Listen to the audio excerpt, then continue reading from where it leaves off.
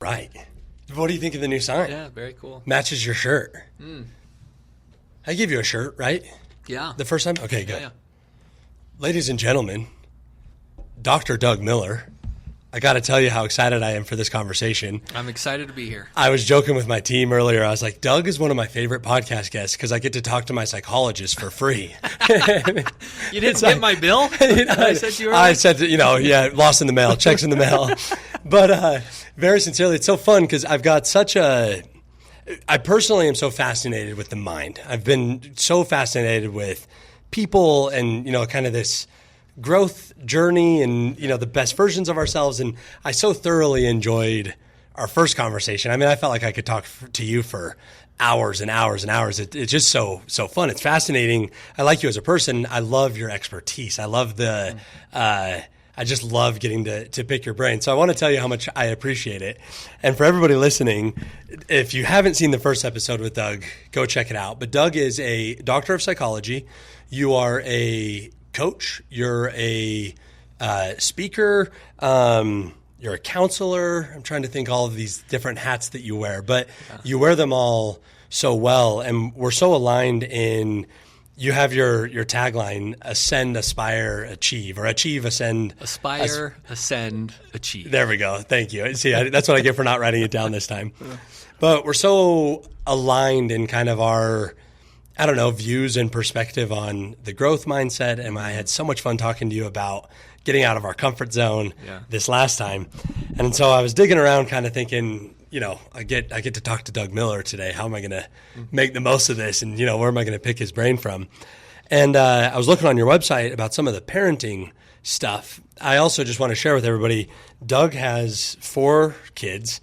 Offline just now, we were looking at some awesome photos of one of your son and his football camps. And I'm excited to kind of dive into some of that. But I also recently saw a post from, there was 2 of your kids that you were calling them world travelers. And there was a photo of, I don't know if it's like that you guys have a app where people are or whatever, but it was just so cool insight into your family because there's this photo of, the map and your 2 kids on the other side of the world. And you basically said something that they're closer than they think they are, but they're worlds apart or something like that. Well, our son Corbin was in Switzerland and our daughter Emery was in Italy. Okay. And so I just pulled up that Find My Phone. Okay, that's what it was, yeah. And I can see where they are on the other side of the world. And they look so close together. Right. When you look at them on that map. And then, but worlds apart. They were worlds apart. So my point is that I've loved getting to sort of vicariously, see the love that you have for your family and,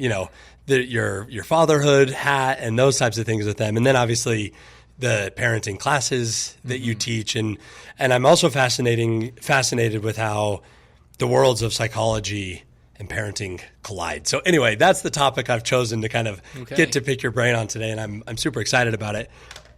I was thinking I would start with a anecdote, a little story, if you'll humor me, and then we'll kind of dive in. Okay. A couple weeks ago, my parents were visiting, and I'm blessed with amazing parents. But our relationship hasn't always been great. I was telling you a little bit off camera that when I've been kind of living vicariously through your son's collegiate football pursuits, and he's only a freshman, and just the way that you're supporting him, I just love that. My parents and I had some pretty tough times in my adolescence. We had different priorities for life and kind of, but we've come a long way. And my parents were down visiting, and we were sitting in my hot tub and just chatting and stuff. And it was a unique moment because everybody sort of opened up and we're kind of, talking about things. And we were my parents asked if I was traumatized if I had a happy childhood, is how they asked it. And I said, yes, I had a happy childhood. My adolescence years were a whole other thing. And, this isn't a counseling session, so we won't dive into it. But the conversation evolved to a point where I thought was really fascinating. It essentially got to the point where my dad was somewhat apologetic about some of the ways that he raised me and, some of the priorities were and things like that. And my response to him was like, that is crazy. I'm thrilled with how I ended up. Like, I'm thrilled with, it wasn't always great, but I was thrilled with it. And so then it, brings all these larger, like, philosophical questions about parenting. And we ended up, and you know that you're in a healthy spot when you start using humor, when you start joking about stuff. So we were basically saying, how great is this? Because now I get to just mess up my kids in a whole new way, learn from the mistakes from my parents and then mess up my kids in a whole new way. So I'm just kind of curious, for you, generally speaking, and we'll be able to dive in hopefully on some of these specifics with it, but parents, kids, the relationship with them, I know how complicated it is. How would you start sort of that guidance conversation with parents that are listening right now of how to even, intentionally approach parenting and how our interactions impact our kids? Okay. There's a lot there. Just that story. So your dad apologizes. And I would say that someday you're probably going to apologize too. Because there have been times, like there's a time when I was 11 years old and I actually broke my arm skiing at Monarch Ski Area. And I didn't know it was broken at the time. Nobody knew it was broken at the time. And I was really hurting though, and I went to my dad. And my dad says to me, "What are you, a man or a mouse?"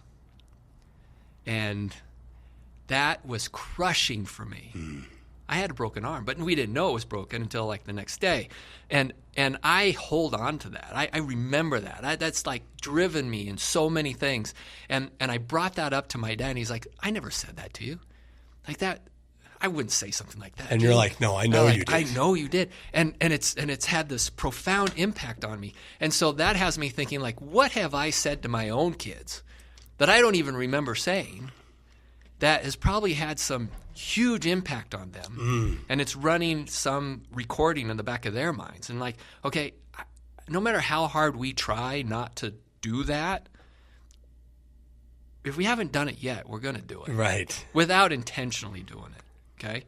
So come to just accept that fact. That we can't be perfect? No. There's no perfect parent. Okay? I was hoping to leave here without the recipe for, Well, the perfect parent understands parenting. that there's no perfect parent. So then I'd like to then start with the idea that it's important to start with the end in mind. Okay? You want to start with the end in mind. So as morbid as it might be, I want you to imagine that you are attending your own funeral. And somehow, some miraculous way, you're showing up at a funeral and you walk into this funeral setting and you discover, like, that's you. It's an open casket. There you are. And you are just sitting there, taking it all in. And you're seeing who's showing up at your funeral. Now you've got people who have an opportunity to stand up and say a few words about this person who has died. And you might have some friends that show up and they're going to say some things about what type of person you were as a friend. You might have people who show up from work and say, this is what type of person you were at work. Some people who might show up about like maybe your community involvement, and maybe you're involved in some organizations that are involved in what were you like there? But then it comes like your kids are going to show up. What is it that you want your kids to say about you at your funeral? Okay? Like, start with the end in mind. Yeah. What is it that you want them to say about you when you aren't here anymore? Okay? And if you can really understand like who it is that you want to be in their lives, and they're able to stand up in front of a room of people at your funeral and they're going to say, this is my dad. Okay? Start with that. And then you use that as your guide now to navigate your relationship with your kids. Help you navigate the decisions that you make. And that can help you be a little bit more of a person who can respond to events that we're faced with our kids rather than just reacting to what's happening in the moment. Right. Right? Because if you react to what's happening in the moment, like that comes up with some emotion, And our emotions can make us be very impulsive. And then when we do something impulsive, we tend to be like, oh man, I wish I didn't say that. I wish I didn't do that. But if we can always remember where it is we want to go, what type of father or mother you want to be, okay? And what kind of person do you want this little child to grow up into being? That helps you navigate how you're going to respond rather than react to all the challenges we face as parents. Which are endless. They happen all the time. It's so interesting that you brought up the respond versus react idea. I have been actively working on that in a professional setting. I get pretty intense and emotional about my business. Things feel emergent when they don't need to. And I never have considered applying that to parenting. What a powerful thing to think about, of course. Respond instead of react. Oh, yeah. Yeah. I mean, of course. And I mean, there's times where we are going to react, okay? And then if you know, like, that's not who I want to be, that's not how I want to respond to my kids, what a great thing to model for your kids is to go back and say, hey, I'm sorry, I reacted Interesting. that way. So I was just going to ask you that.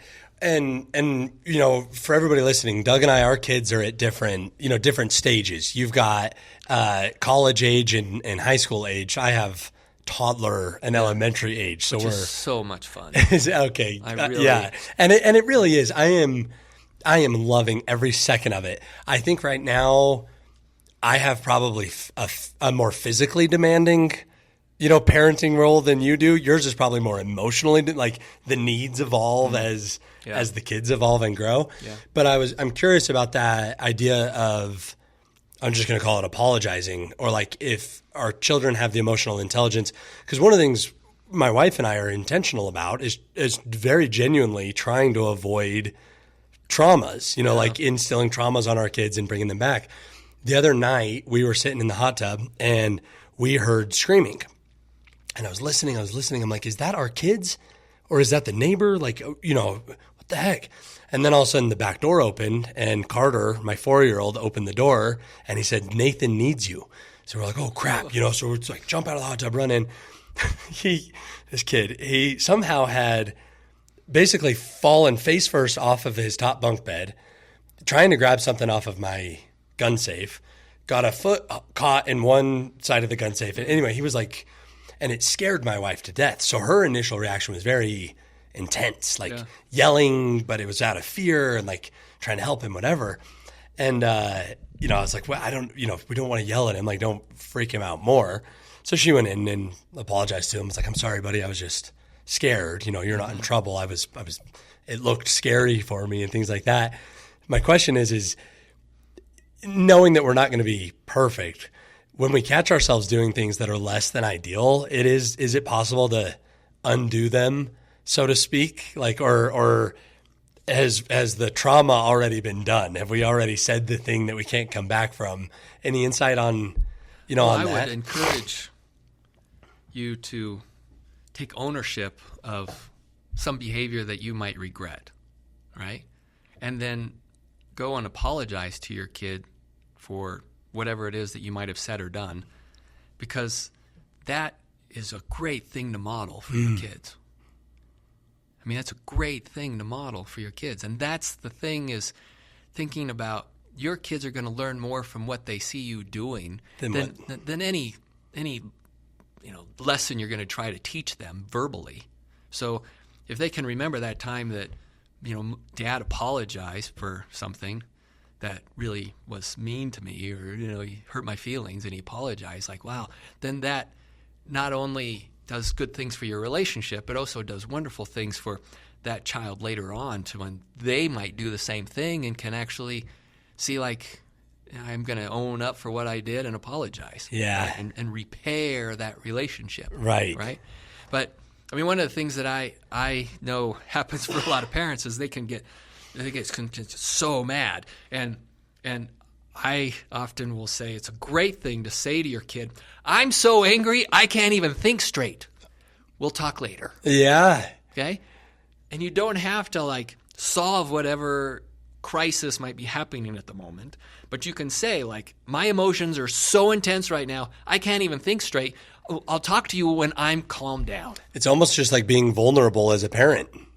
Duh. Being authentic. Yeah, it's such a good point. It's like all these concepts that we apply to business and life. It's like you probably should apply them to parenting too. Perhaps. Yeah. I mean, of course that makes perfect sense. And I'm so angry I can't think straight. Yeah. Talk about it later. Yes.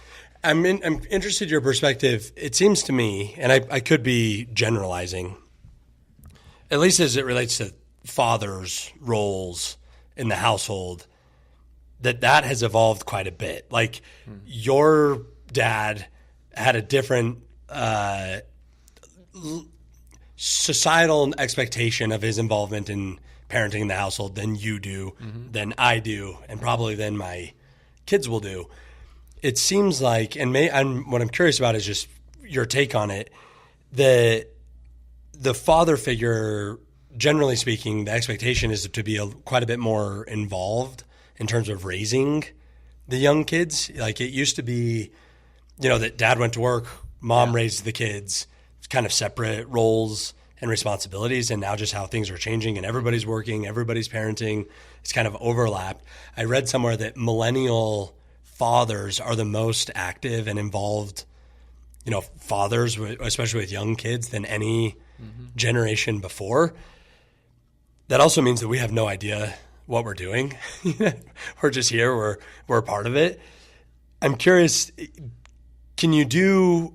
is being there and being imperfect better than not being there? Like, you know what I mean? The pros and cons of the levels of involvement, knowing the more involved you are, the higher the likelihood of you making some mistakes along the way too. The more involved you are, the more likely you are to really have a positive influence on your kids' lives. Is it better for your kid to have a relationship with their father or not? Yeah, true. Right? So I'm all for relationships. And relationships truly are formed by shared experiences. And so if a father isn't present to have a shared experience, then it's very difficult for there to ever develop a relationship. So, yeah, be involved and have those shared experiences. I had years ago, I had a teenage boy and his father meeting with me, and they were struggling with their relationship. And the father had said, I invite my kid out to ride bikes with me, and he won't ride bikes, and all he wants to do is play video games, and he invites me to play video games, but I don't want to play video games. Like, I want to go ride bikes, and why won't he go ride bikes with me? And I was like, listen, Dad, it's not about the video game. It's not. It's about you having a shared experience with your son, regardless of what it is. So he's inviting you into his world, and it might not be the world that you would like it to be, but it's his world now. So how can you enter into that world with the intention of having a shared experience with your son? And that helps the relationship. Yeah. Okay. Now, this might tie in a little bit what we talked about months ago in regards to the comfort zone. Like, this dad's comfort zone is probably being on the mountain bike. Okay. It's not in his comfort zone to go sit and play video games with his son. Oh, it totally ties in. Right? Yeah. So is he willing to step out of his comfort zone in the service of being a dad who's connecting with his son?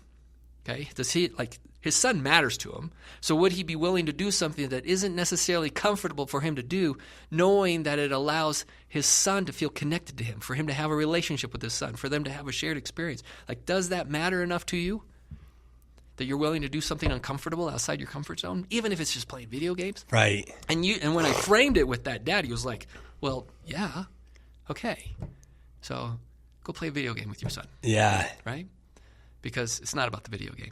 It's about the shared experience. Shared experience. So shared experiences form relationships. Mm-hmm. I'd imagine there's some level of complexity there with a parent-child relationship, just in the sense of like where you draw the line on friendship versus parent. Yeah. Yeah. I mean, our kids, no matter what their age, they need us to be their parent, not their friend.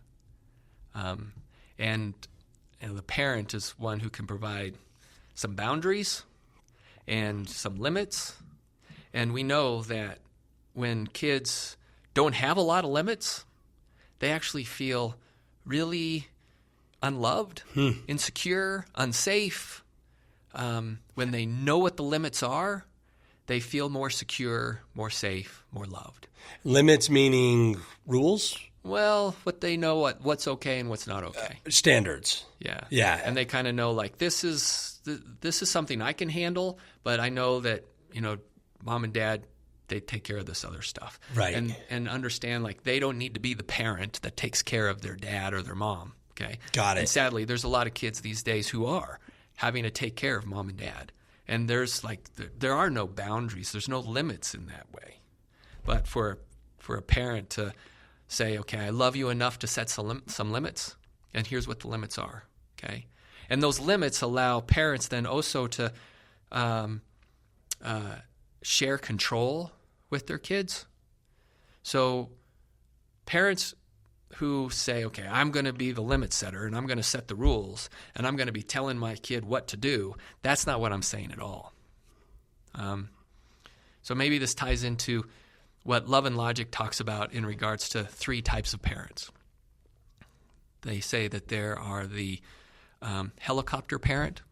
So the helicopter parent, think about, is always hovering. And they're hovering over their child. And today's day, it's not just like a regular helicopter. It's more like a Black Hawk super-powered helicopter that's hovering over their kid and standing between that child and the rest of the world. Right. And that parent is basically conveying, like, you can't handle it, so I'll take care of it for you. And so they're hovering over their child. Sadly, they're the ones that you see, and I hope this doesn't offend you, but are like running into the elementary school with their kid's lunch because their kid forgot it, and they're bringing the kid their lunch, okay? So that helicopter parent shows up in all of us sometimes. Right. Then there is the drill sergeant parent. And that drill sergeant parent is the one who's always saying, you do this and you do this now. Why? Because I said so. Exactly. Okay. And so that drill sergeant parent then is teaching that kid to listen to a voice outside themselves to make decisions. They're not allowing a child, a teenager, to make a decision for themselves. So a sad story is I was working with a dad who's identified himself as a drill sergeant dad. And he was always telling his kid what to do and what not to do. And then we become to recognize that drill sergeant parents tend to be raising kids who might be faced with making a tough decision or like a stupid decision, like, let's say, drinking and driving. And they're thinking, okay, all I need to do is not get caught, and my dad won't get mad. Mm-hmm. Okay? So kids who grow up with drill sergeant parents are always thinking about not necessarily how is this decision going to affect me. They're thinking, how are mom and dad going to react to this? Interesting. Because that drill sergeant parent gets really angry, and they're drilling into them, and they're mad at them and overreact, like totally like over-the-top anger because that kid did something stupid. So then that kid is thinking, well, how is this decision going to, how's my dad going to act? So this particular dad knows this is how I raise my kid. And rather than his kid thinking about how is this decision going to affect me, he's thinking, how's dad going to react? Well, right. The kid had some drinks, and he was just thinking, maybe I'll just get home and my dad won't ever know, and I'll sneak into bed. But sadly, he didn't make it home. And he died in a single car drunk driving accident. And that dad is sitting there in my office taking ownership, saying, I was that drill sergeant parent. Jeez. Who was teaching my kid just to be more worried about, what is dad going to think? Maybe I just need to make sure dad doesn't find out. But I also taught my kid to listen to a voice outside of his own head. That voice saying, oh, come on, man, just one more drink. Oh, you'll be fine. Rather than thinking for themselves. Right. So Love and Logic says, okay, there's the helicopter parent, there's the drill sergeant parent, and then they'll say there's the consultant parent. And that's kind of the one that we want to try to be. That consultant parent is going to be the one who's going to help kids make their own decisions and support them in the decisions that they make, but also allow them to experience the real-life consequences of those decisions. Okay? So when I talked about, like, setting limits can allow that consultant parent to set some limits with their kid and be like, hey, man, do you want to have milk or juice? Like if you got your 7-year-old kid, you want milk or juice. So there's some limits there. We got 2 choices. The kid feels like they've got some freedom to choose. And mom or dad is happy because they'll be happy if they have milk or juice. Yeah, you know? the parameters have been set. So you've set parameters. You got one option and another option here. The kid's feeling good because they get to make their own choice. And so that parent, that consultant parent, has shared some of that control. And that child feels like they've got their own control because they're going to pick juice. Okay? Or then you've got the parent who's got the teenager and saying, hey, will you be home at 10 or 10:30? So that parent's good with 10 or 10:30, right? And that kid can feel like they can have some freedom to choose. Well, I'm going to pick 10:30. Okay. I look forward to seeing you at 10:30. Okay. And so it's given choices. Right. I had an experience also with just my own kids, really trying to encourage them to make some of their own decisions. And then we can also feel really, really bad when we know that they've made the wrong choice and they've got some consequences to face, right? And that's that piece where stepping out of your comfort zone, we're feeling uncomfortable when we see our kid maybe suffering some consequences that we wish they didn't have to experience, but we're going to let them experience it because this is important for them to feel the consequences of that choice now when maybe the consequences aren't quite as severe as if they made another bad choice when I'm no longer here. Right. Yeah, it's almost like if you prevented the consequence, you would rob them of the opportunity to grow. Yeah, yeah. Like the consequence is a necessary part of the growth and that free agency. Like right. The ability, you have to let them. So I'm curious about that when it comes to consequences, especially at an early stage, right? You know, my stage of parenting at least. The consequences likely have to come from mom and dad. We also have to be the ones delivering the consequence. For example, my middle kid just will not eat.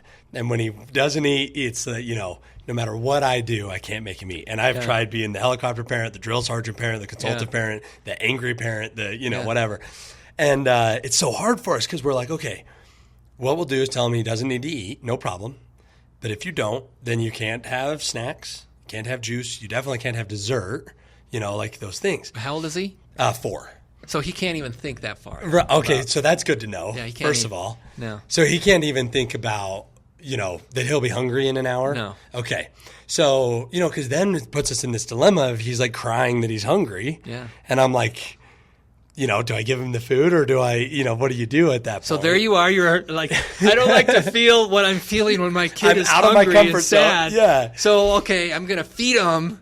And so I don't have to feel this uncomfortable right now. Yeah. Because I'm like feeling, exactly. Okay. But so a common thing there is to let our kids know, okay, the dinner is served until, let's say, 6 o'clock. Okay. So kitchen's open at 6 o'clock. Until 6 o'clock. And then after that, kitchen's closed. Okay? So you can choose to eat now or, you can wait till breakfast. Okay? And so then 6 o'clock comes. He hasn't eaten anything. There's nothing coming out of your mouth. There is no lecture. Nothing. There is nothing except removing the plate, removing the food. We're cleaning up the kitchen. Kitchen's closed. Okay? Then he's like, Dad, I'm so hungry. I'm so hungry. So then you want to not get mad, not get angry, not do the lectures. You get sad. Oh, man. Oh, that's so sad. I'm really sorry that you're hungry. But you know what the good news is? There's breakfast in the morning. Okay? So because there's you're no lecture. Because you kind of you're on his team? Yeah. Yeah. So that consultant parent I'm talking about is being able to just let the kid experience the consequences of not eating.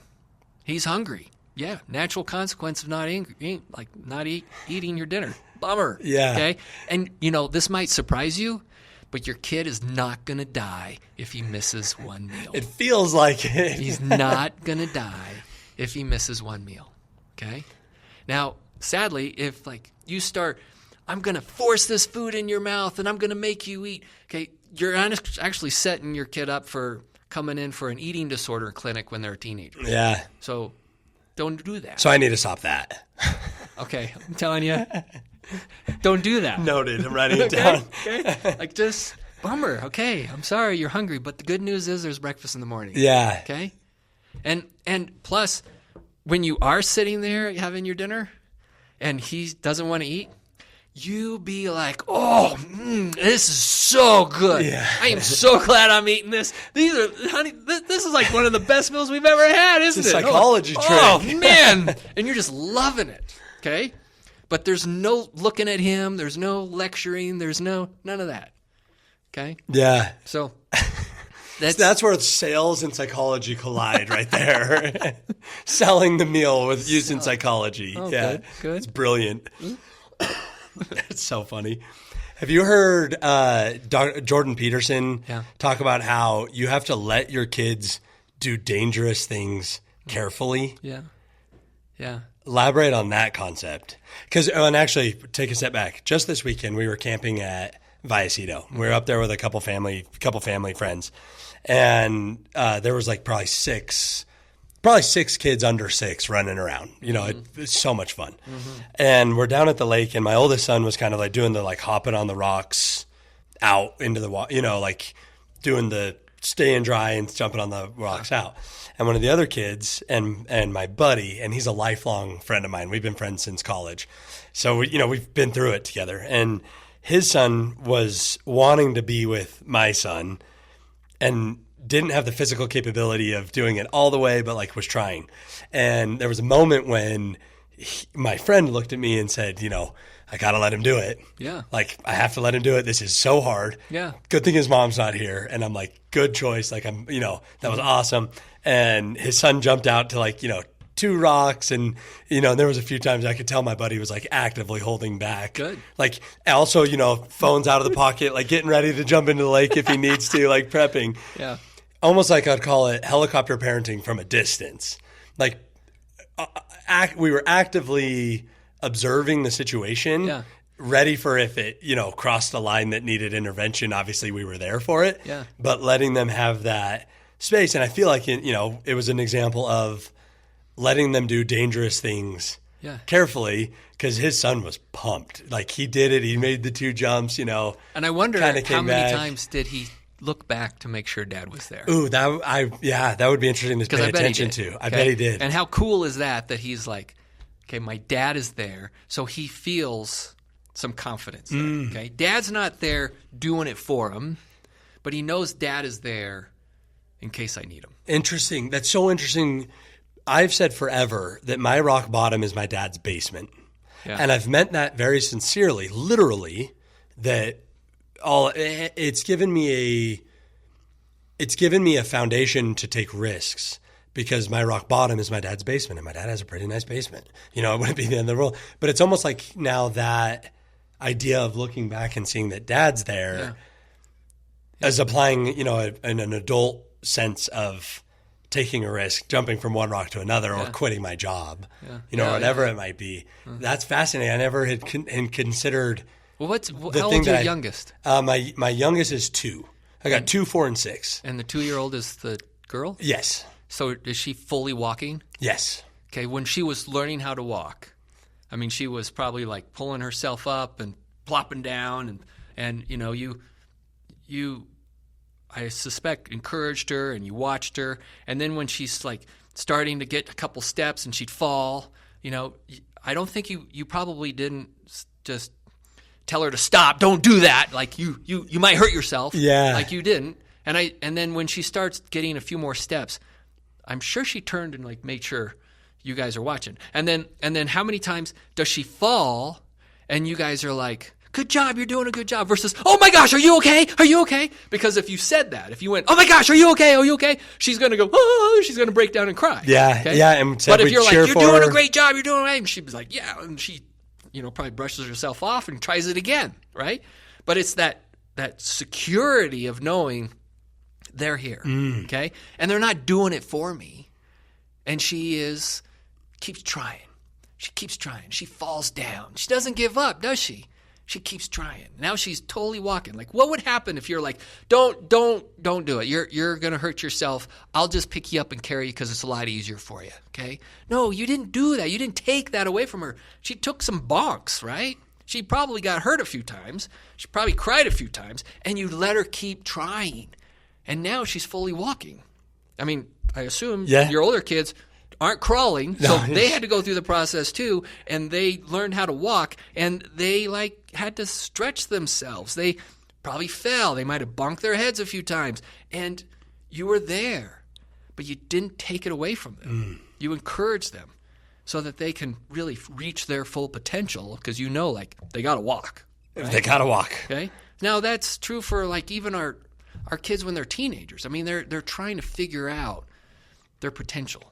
Okay. I mean, so you've mentioned my son. My youngest son's adopted from Africa, so his athletic genes have nothing to do with me. Okay, and he's a really he doesn't get his 10-foot his 40-inch vertical jump from you. Sadly, no. But as a parent, we can see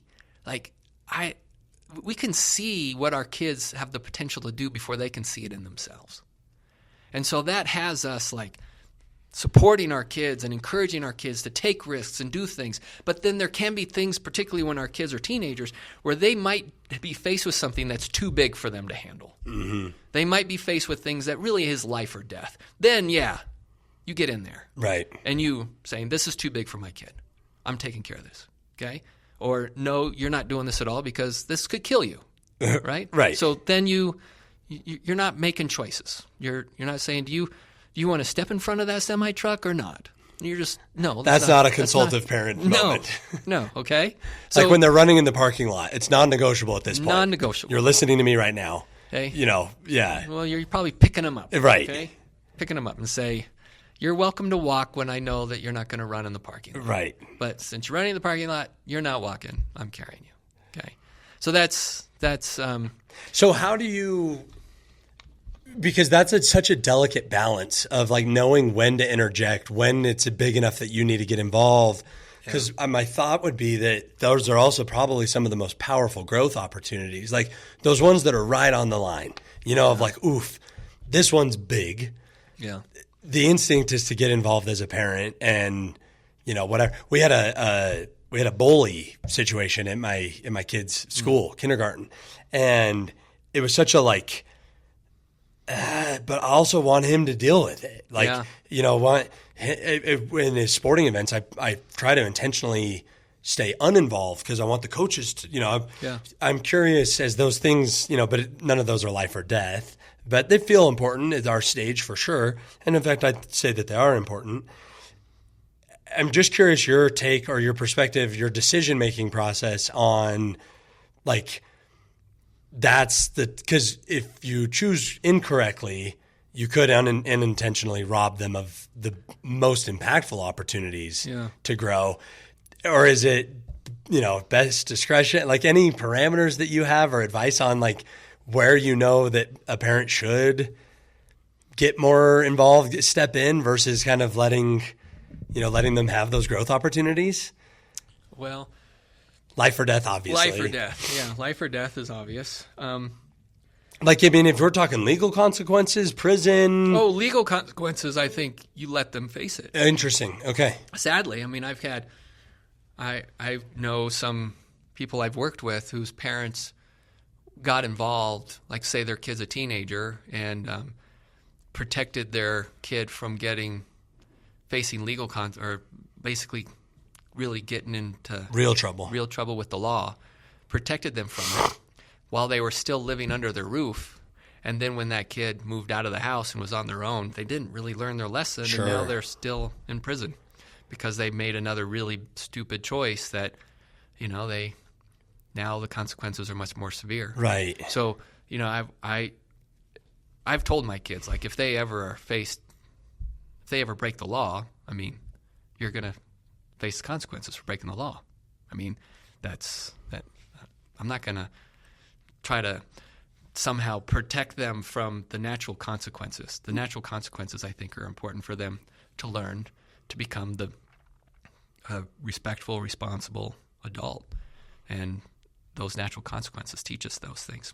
But I was thinking on that question of what's too big, my son, who's now 22, he was at Riverview Elementary School, and he was in 4th grade, and he was accused of vandalizing a book in his classroom.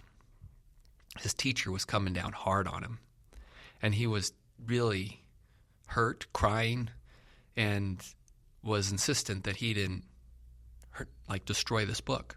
But the teacher was convinced that he did. So for me, I was like, I'm going to go in and talk to this teacher. But I didn't. I took him through what we would call sort of this 5 steps that can be helpful when our kids are facing some tough things. Okay? So my son comes to me. He tells me what's going on. He's accused of vandalizing, destroying this textbook in the classroom. The teacher's coming down hard on him. And rather than me being like, well, I'm going to march in there and I'm going to talk to that teacher and give her a piece of my mind, no. I start with number 1 is empathy. Oh, man, that's hard.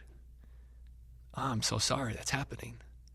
I'm so sorry. This is your approach or your advice to him for how to handle it? This is what I'm taking. Okay, step 1 is empathy. So I say, number 1, for me as dad, I start with empathy. That's really hard, man. I'm sorry to hear that. Number 2 is I hand the problem back to him. And I say, what are you going to do about it? I handed it back to him. And he's like, well, I'm coming to you. Like, that is what I'm doing about it. Yeah. Like, well, would you like to hear what some other kids in your situation might do? So that step 3 is, would you like to hear what some other, and whoever it is, what other kids in your situation might do? If you're at work, you might be like, what some other coworkers in your situation might do. I've had, spouses come to me and say, I use the same thing with my husband. And like, would you like to hear what some other husbands in this situation might do? So number 1 is empathy. Oh man, that's a bummer. I'm so sorry. That's hard. Number 2, what are you going to do about it? Number 3, would you like to hear what some kids in your situation might do? And he's like, okay.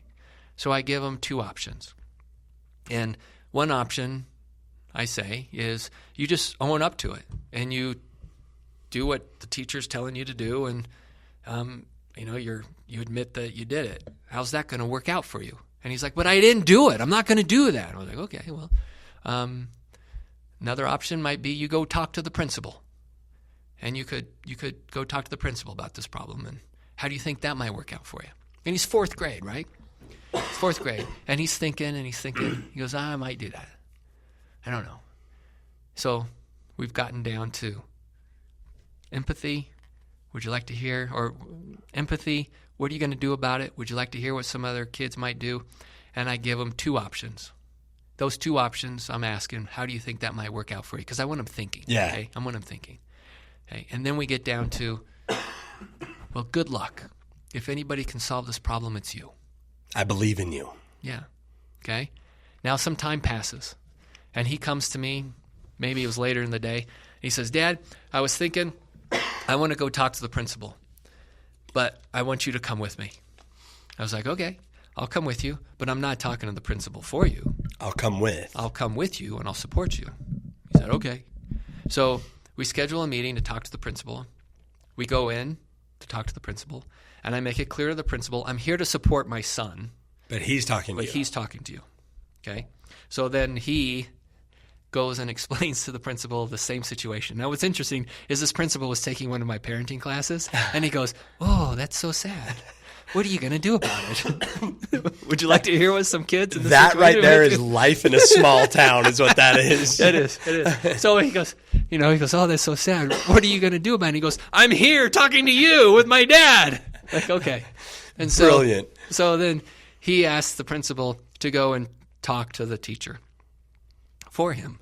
And then they had some things that he asked the principal further to do, but principal heard him, and he said, okay, I'll go talk to the teacher for you. and, see if we can resolve this. And, he was adamant that he didn't do this. The principal believed him and went and talked to the teacher.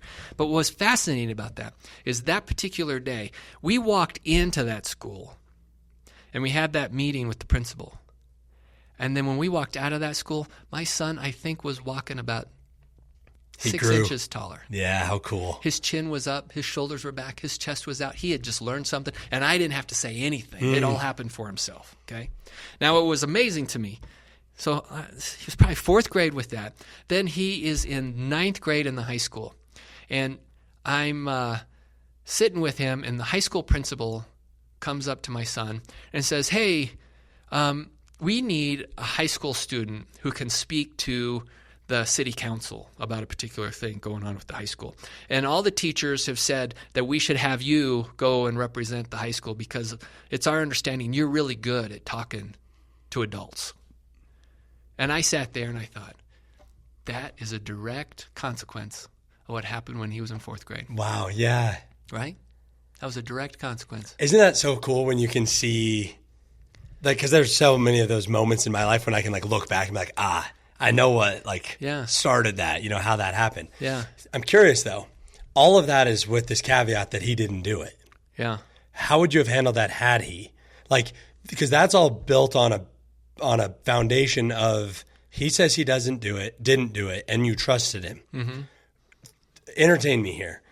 Theoretically, he's saying he didn't do it, but you think maybe he did. How do you approach that situation? Or does the tactic from a parent, because I got to imagine there are a bunch of kids out there that are adamant that they didn't do stuff that they did do. Yeah. And maybe that's because you guys, because you've done a good job raising him and you trusted him and all of that stuff, assuming all of that. But generally speaking, the confines of the exercise and the advice, do you call your kid out on that? Do you let them tell that narrative and give them the same advice? How does that situation change if innocence wasn't there? It's the same thing. Okay. Oh, man, that's a bummer. What are you going to do about it? I'm handing the problem back to him. He still has to solve his own problem. Right, okay. Now, we might go through a couple other options. And maybe some of them feel different because innocence or guilt. Maybe the option to just own it. Maybe that's the easier path out now. But it's still, I'm never taking on that responsibility. You're guiding. Yeah. Yeah, and I'm wanting him to think. Yeah. So I did a similar thing with my daughter too, as all these things seem to happen in elementary school, and she was in a situation where the elementary school was at Halloween, and her particular class wasn't going to have a Halloween party that year, and all these other classes were, and she had an older sibling and a younger sibling who were in classes who were going to have a Halloween party, and huge deal for her, right? So she comes to me and is complaining and you need to talk to my teachers. We need to have a Halloween party. It's not fair that everybody else does. And of course I'm like, oh man, bummer. That's so sad. What are you going to do about it? Okay. Do you want to hear what other kids would do about it? Do about it? Yeah. Okay. We walk through some possibilities. She decides to ring in a friend, and they are going to go talk to the vice principal of the school. So that's what she told me she was going to do that morning before she was heading off to school. Later that day, I get an email from the school, from that teacher, and saying, because of the courageous communication by some 4th grade students, we've changed our mind, and we are going to have a Halloween party today. And I'm like, oh, man. So I go to pick her up from school that day. And I'm standing out there with all the parents, and here comes my daughter out the front door. She's waving that email in her hand, and she's like, look at what I did! Look at what I did! And I was like, I could have robbed that from her, right? Right. I could have completely taken that. Yeah, what a great perspective on that. You could have robbed her from that. Yeah. If I stepped in there and be like, this is totally unfair, this is ridiculous, you guys need to do this for their kids. No. Okay, she might not have a Halloween party, and that's sad, but it's not the end of the world. But, if you want to do something about it, here's some options that you can do and see what happens. And she did. And then she can experience for this little girl to see, I can make a difference. Yeah, how empowering. And here's another thing is, years later, I'm hanging out at some function, it's a soccer thing. My daughter plays soccer. We're here with all these other soccer parents, and I'm talking to one of these soccer parents, and we're exchanging stories about our kids. And she says, my kid says your daughter is the girl that makes a difference. Wow. And I was like, that's got to be such a great thing to hear. Because I didn't get in the way. Yeah. It's because I didn't get in the way.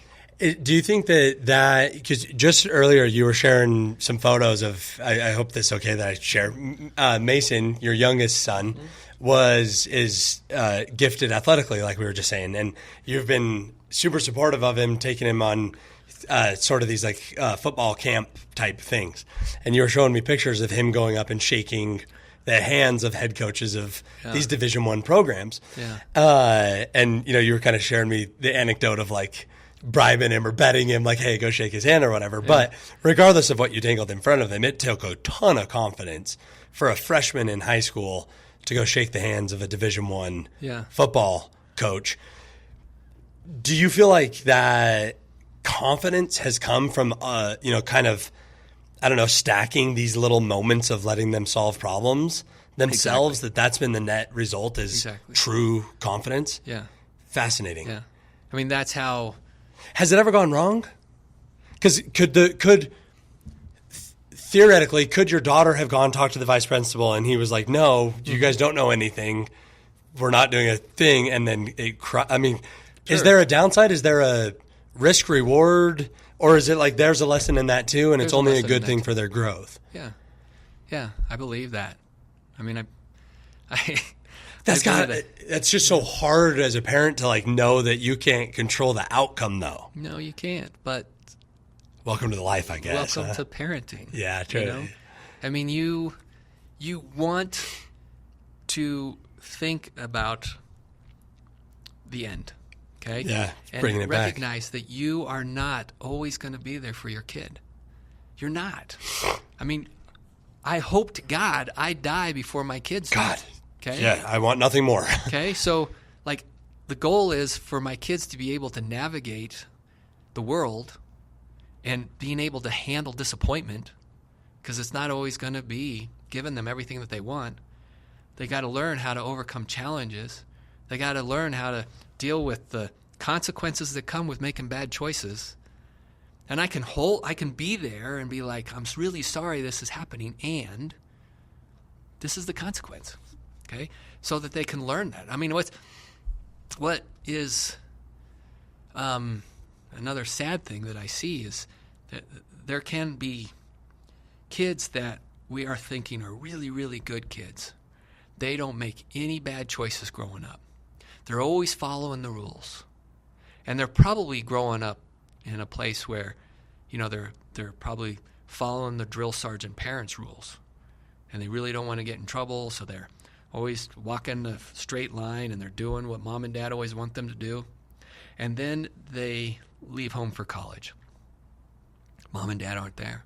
They can do whatever they want, okay? And they go bonkers. Yeah. You're looking at it. And you know how many really, really good kids end up dead in their dorm room, first year college? Yeah. I mean, because and that's an interesting. So one of the things, and not to like go down we won't go down this path, but I was raised in a very religious household, and so we used a lot of the times the consequences were religious backed. Yeah. These like eternal consequences or whatever. Like the thing. And it's been an interesting thing I've been considering now that I'm a parent and an adult and things like that. And I hope I don't offend anybody listening. That's not my intention at all. It seemed to me like a lot of times using things like that were, it made it a little more too black and white. Like almost like the drill sergeant parent, like whether it was, the dad is going to get mad or God or the religion or, the consequence from here. Where now I'm almost wondering, and it's something I've subscribed to, and a belief that I have at least is like getting comfortable in the nuance of it and like the complexity of right and wrong and like consequences and whatever. Like raising my kids knowing that like, yeah, there's some things that obviously that's life and death and we can't do that. And we, don't touch the mousetrap. It's going to get your finger if you do. Like those are pretty concrete. But there's a lot of stuff I don't know either. And like being willing to like kind of go on that journey with my kids and giving them the space to grow and have their own consequences in those growth opportunities. I don't know. I kind of am wondering if that's a version of the drill sergeant parent in a different, perspective. Cause it was a lot of my upbringing was like, yeah, my dad would be mad, but also there was these like other consequences. Yeah. It's like, oof. And then once, then you figure out that that's not going to affect me today. And it's out the window where it's a more challenging approach though, because it forces you to have the hard conversations of like, there isn't a fear. We're not operating out of fear now. We're not operating out of the fear of the consequence. We're operating because it's the best version of right that we know. We're going to do the thing that's right for us. I'm talking like larger picture decisions, ethical, like moral decisions. Yeah. Principles. Because it's the right thing to do, not because of the consequence of the other thing, which I think is going to be, but at least at this stage, and I know nothing, full disclosure, but that's the approach I'm going to try to take, is have more of those conversations rather than, I kind of liken it to the drill sergeant, approach to it. Cause once that's removed, there's no more logic. Well, there are some religions that are very rule governed, and you might not know this, but I'm trained as a Methodist pastor. Oh, I did not know that. Yeah. I got to add that to your intro, your intro resume. Yeah, I went to Methodist seminary to be a Methodist pastor before I pursued my doctorate in psychology. And so my understanding... There's our next topic, psychology and religion, okay? Yeah. I'm just kidding. So my understanding of God, and the one that I raise my kids in believing and knowing, is a God of unconditional love. Mm-hmm. And that unconditional love means like that God gives us the freedom to make choices and experience the natural consequences of those choices, and will stand with us and love us through it all. That's a lot like the parent approach. And that's my point, okay? Is that's the type of dad I want to be for my kids. I unconditionally love my kids. I love them enough to give them the freedom to make their own choices and let them experience the natural consequences of those choices.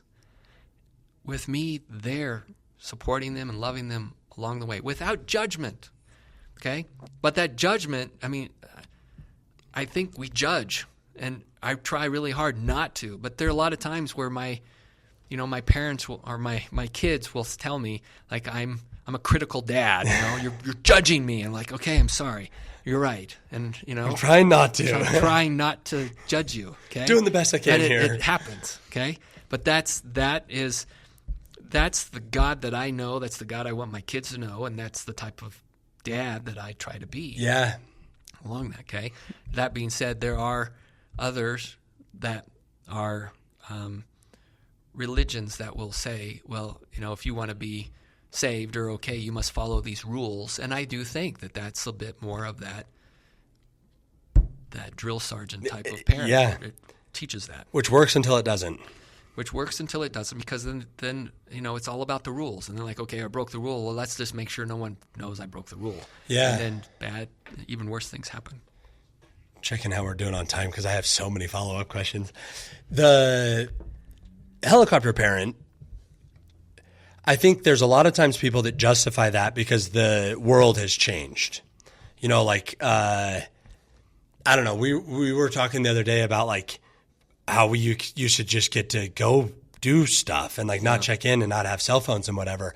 I'm always worried about, whatever, my kids going missing or, there's the parenting stuff. Talk to me about the unintended consequences of helicopter parenting, because I'm understanding the unintended consequences of drill sergeant parenting, that basically it's an arbitrary set of consequences that once you remove that, you're not thinking for yourself anymore. It's like I'm wrapping my head around that. Helicopter parenting, talk to me about the unintended consequences. What is the result of helicopter parenting, on kids long term? It's a really insecurity person who doesn't feel like that parent. They're not saying this, but the message is you can't handle this on your own. So I'm here to take care of this for you. Okay, I'm going to stand between you and this hurtful world. So you gave that example of my son walking up to shake hands with the Division I football coach. Okay, so I knew I was a helicopter parent if my son would say, "I'll go if you go with me." Okay, because then he's thinking like, I can't do anything without my dad, right? So the helicopter parent is training that kid to think like that. Mm-hmm. Okay. Like, I can't do anything without my mom or my dad there to be there, to speak for me, to do, kind of pave the road for me. Like, no, that the helicopter parent is teaching that. And so now that kid is suddenly faced with some challenge, something that is going to be difficult for them. And they're probably going to call their mom or dad and see, like, will you do this for me? I mean, I was reading something where there are parents that are calling, like kids are graduating from college, and they're interviewing for their first big job, and those businesses are getting phone calls from the parents of the kids that they're interviewing for these jobs, and the parents. Okay, so I mean, that's a helicopter parent, right? And that those kids feel like they can't go in there and just represent themselves and just be themselves and show up and deal with the pressures of a major job interview. They don't feel like they believe in themselves to do that on their own, that they need that help of mom or dad to be with them or to speak for them or to, do it for them. That's the unintended consequences of a helicopter parent. Yeah, good to know. Okay. Next one, I'm curious your thoughts on devices, technology, screen time, social media, impacts there on. We were talking a little bit off camera before we started, and I'll just share with you my imperfections because I'm curious your take on it in two levels. One would be the impact that screens and technology and devices have on the psychology and the mental health well-being of our children. Mm-hmm. But secondly, the impact of parents being on the devices and how that impacts their kids. I'll be totally honest with you. I have a problem with it. I'm on my phone way too much. I'm acknowledge it. I'm working on it and being better about it. But, I've justified it for years that it's how I make a living. And it is, I've got to be connected. My business is finally getting stable enough to the point that I actually feel like I can set it aside sometimes. But there was a moment. So we went camping in Moab a couple weeks ago. I talked to Chandice Jeep about it on my podcast a while back. And we camped down at the bottom of Cane Creek. I don't know if you've ever been down there or not, but if you haven't, you should go down there. It is spectacular. There's no cell phone service. And Moab's kind of evolved on me. I've gone to Moab forever, and we used to be able to go find campgrounds easy, and we couldn't this time. So anyway, long story short, we ended up down at the bottom of Cane Creek to one of the only open campgrounds of the weekend, and there was no cell phone service. And so literally our phones were off and in our backpack, they were not even part of the equation. And I got emotional about it afterwards because I was present with my kids in a way that I haven't experienced before. And it was profound for me because I'm intentionally parenting my kids. I'm doing the best job I know how. Like, if for all my imperfections, no one will ever say that it's for lack of effort. Like, I'm actively trying to be the best parent I can be. All that to say, you remove the phone, and I picked up on these micro moments. I don't know how to explain it other than micro moments of interactions with my kids that to this day make me emotional. Like, these amazing, powerful things that these quick interactions that I would have missed, or they would have been interrupted if I were on my phone. I wouldn't have had that next level of intentionality or engagement of whatever. And I sat up with my oldest son in front of a fire way past his bedtime, swapping stories and looking at the bats flying in the air. And it was magical. It was magical. And I honestly believe, granted, we were camping, we were in nature, it was beautiful. I had some moments like that at Vicito this last weekend, but the phone was there. I still did a better job. But when it was truly off for 3 full days, and I felt a different level of connection with my family than I've ever felt. And that scares the shit out of me because I love my family more than anything. And until I had removed it, I didn't realize the deeper connection that was there without it. And anyway, I'm going on a tangent, but I know we hear so much about like the impacts of social media on the mental health of our kids and things like that. I wonder sometimes though if we overlook, the impact of a generation's then getting raised from mom and dad doing this and those little shared experiences. Yeah. Which create relationships. Right. I listen, Doug. See, I'm picking up what, I'm retaining some of this, but I want to hear your thoughts on how technology works into all this and how it impacts both sides of the parent-child equation. And I know that was a lot. Yeah, it's a lot. But I'm thinking of your story like it's sad, and you had that moment where you could feel it like, wow, the more connected we are on our devices, the more disconnected we are as humans. There it is. Yeah. So, I mean, as humans, we are designed, we're created to connect with other people. We are not meant to be by ourselves. We need relationships. That's what we need to survive. And so those human connections, it doesn't happen over a device. It happens sitting here, like you and I are sitting here having this conversation, and there's an energy that ebbs and flows between us. We can feel it. We can, kind of, I can sense the emotion that rises and falls, and that's the human connection. It's real. You can't have that on a device, okay?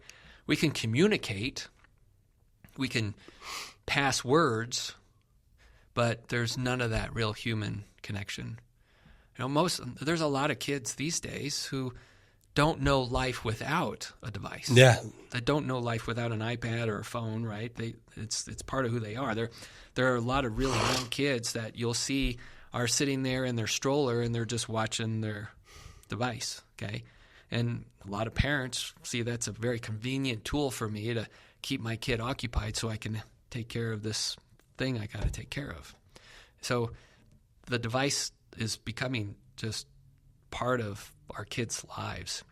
And it's going to honestly change their brain. Like your kid's brain is probably going to be different from your brain because there's a whole section of your lifespan where you didn't have a cell phone or a device. I had many a nights camping with my dad without phones, I didn't have a smartphone until I graduated college. Okay. So I'm like that cusp, But know that there are neural connections that your kids' brains are probably making by interacting with a device that you won't have, or they won't be nearly as developed in your brain as they are in theirs, just because that interaction with the world and the devices around them are affecting their brain development. Okay? So it's different for sure. Better or worse, just different. Do we know yet? Those different neural connections with devices. Different. Is it a different affinity for them? Is it like a connection with devices or reliance on them, or just different? We don't know yet. Those of us who probably grew up without devices are going to say it's not good, it's bad. Right. But for the kids that grow up and all they know are devices, they're not going to know any different. So, it's going to be different, right? So that's part of our generation having to adjust to that. But then also recognize the role you play in the behaviors that you model. So if you're on your phone all the time and then your kids are looking for dad and there's dad on his phone, you're modeling the behavior of that's what dads do. Jeez. So when I'm a dad, that's what I'm going to do. And that's what you're modeling. Okay? So that's probably, they want to act like dad now. Well, they're probably going to pick up a phone and act like they're staring at a phone because, I want to be like dad. Yeah. And they do listen to everything. There was the other day, they were getting up. One of my kids was getting up or bent down to pick something up or whatever and did the little old man, move. And I'm like, that is learned behavior, gosh dang it. Am I in that much pain all the time? But that was a powerful statement you just said, that they're going to model the behavior. You're modeling, you're showing them what dads do. Yeah. Wow. We have to be so intentional about every little thing because it matters so much because they are watching. What you do will have a greater impact than what you say. Than what you say.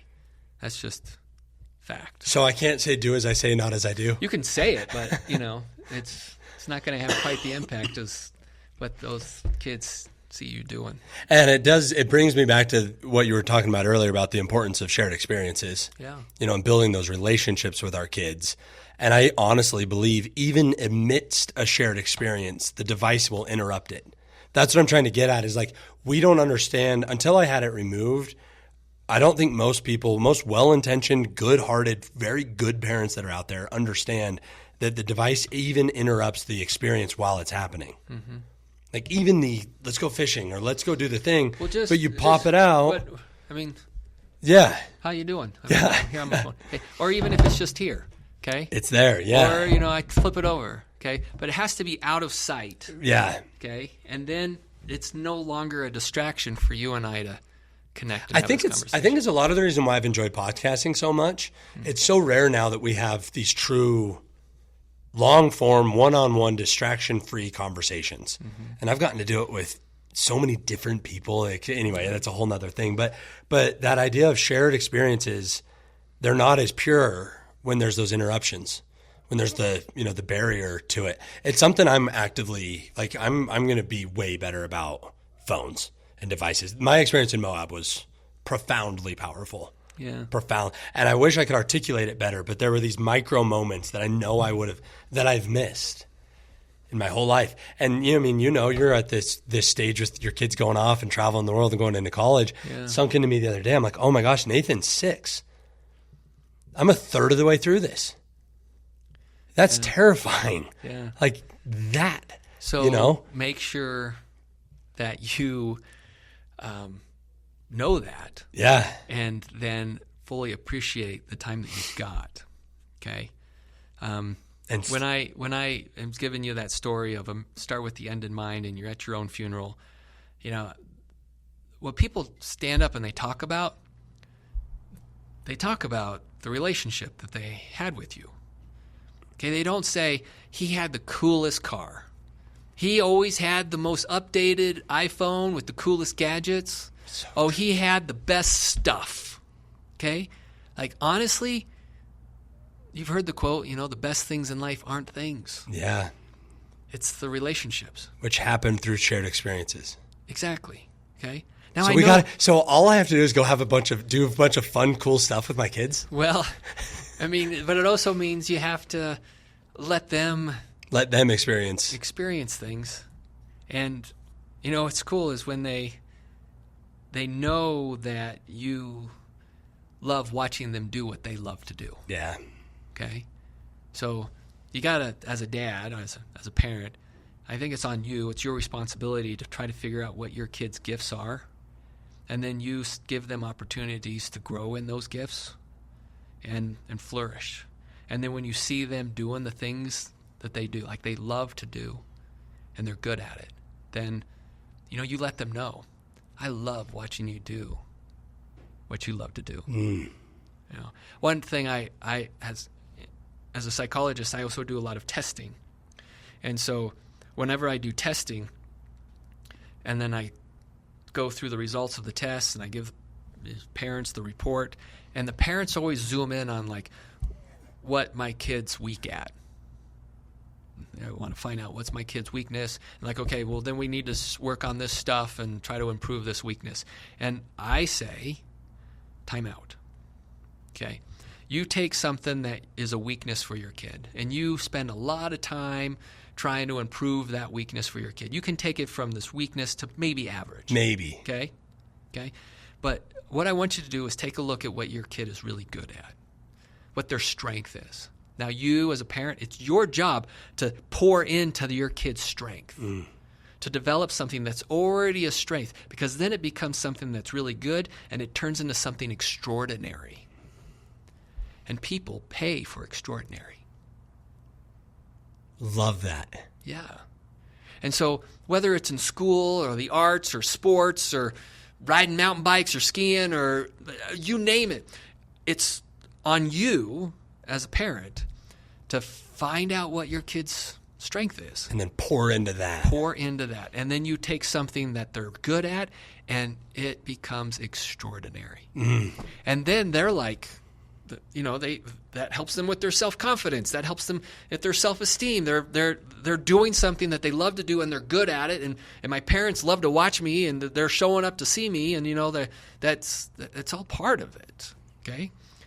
Versus, no, we already know you're good at that. We need to focus on this stuff that you're bad at, and we need to really work on this. Yeah. Okay? And then it's like we're always paying attention to what you're not good at. Yeah. And we're always saying you're not good enough at this, and you're not good enough at that, and you need to work harder on this, and you need to work harder on that, and you need to, and like, what does that do for a kid's self-esteem and self-confidence and believing in themselves and being able to step out of their comfort zone? So there's what it's worth. You got to pay attention to your kids' strengths. I love that, and pour into them. Yeah. Because what you pay attention to gets magnified in life and in parenting. Oh, yeah. This is funny, Doug, because so many of the isms that I've picked up on, this podcast or just my, growth stuff apply so perfectly to parenting. I just had never, I have obviously, but I've never intentionally thought about how to apply them to the parenting world. So my last question, the $1 million question. You have as long as we need to answer this one, so I'm just curious your thoughts on it. Nature or nurture? Are our kids who we teach them to be, or are our kids who they are? Nature or nurture? It's both. How come I knew you were going to say that? Well, I can tell you, I have 3 biological kids and 1 adopted kid. And so, we raise our kids. It's actually a great little sample size, sample group. So we raise our kids basically saying, you're a Miller kid. Miller kids can do hard things. Yep. Okay? You're a Miller kid. This is what Miller kids do. Okay? And so that is the nurture part. We're ingraining values and beliefs, and, this is what Miller kids do. So that's the nurturing part. Now, if you look at my biological kids, my daughter Emery, she's going to go play soccer in college next year.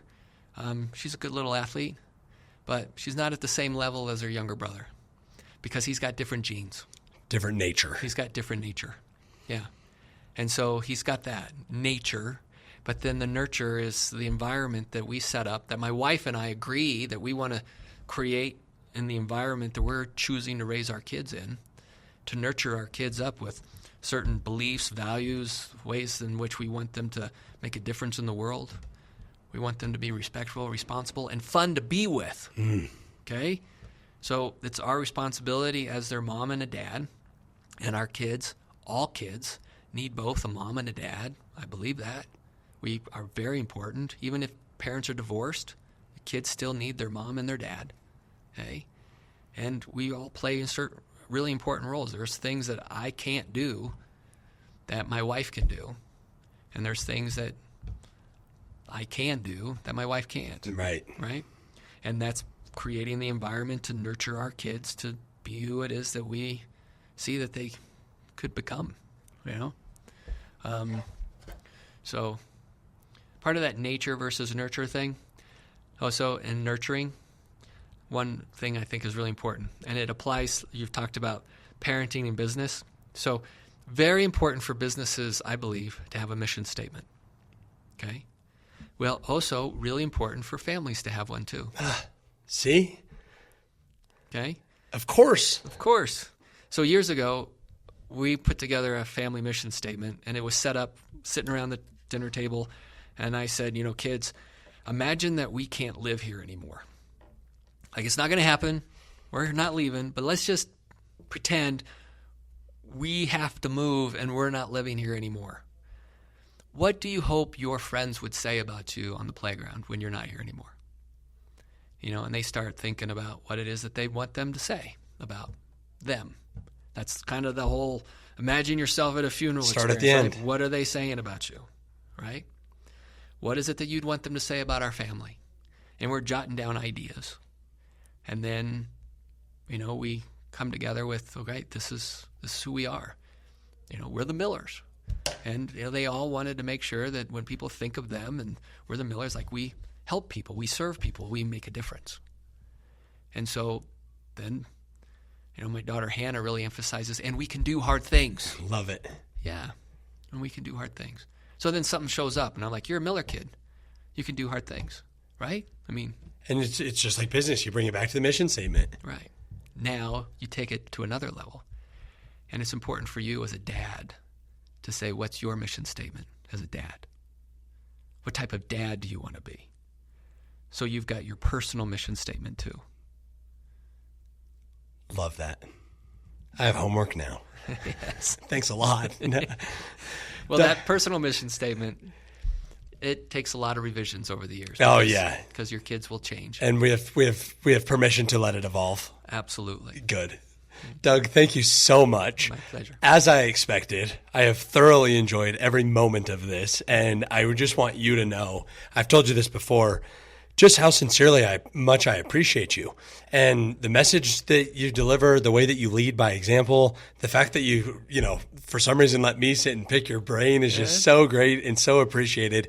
But it's such good information and such good perspective and insight that I think every single one of us can benefit from, whether it's getting out of our comfort zone or being the best version of a parent we can be, starting at the end and all of this stuff. And it's just so, I geek out hearing you talk because I'm starting to see how it's all connected and how it all ties in together, and these philosophies and these, best practices or whatever we want to call them in life and business and parenting and marriage and all of that stuff. Absolutely. So anyway, all of that to say, thank you so much for letting me pick your brain again. Yeah. Thank you for continuing to spread the good word and for being a force of good in the world and for raising great kids that are also going to be a force for good in the world.